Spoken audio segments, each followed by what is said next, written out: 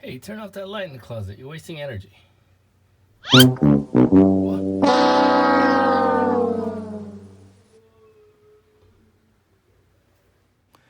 Do you have ancient pull cord lights? Has this ever happened to you? What are you going to do now? Call an electrician and pay hundreds of dollars? Nope.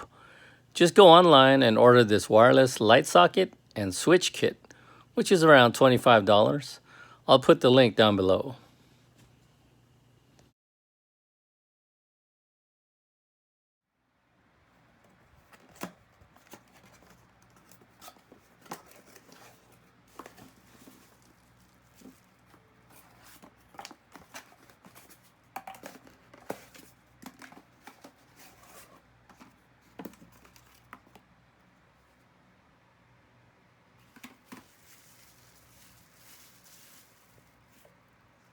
It just takes a few minutes to install.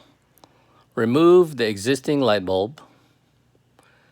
Screw in the new wireless light bulb socket into the existing base. Then screw in the light bulb into the new wireless light socket base. Turn on the switch and voila! Mount the light switch on the wall with double-sided tape or screws.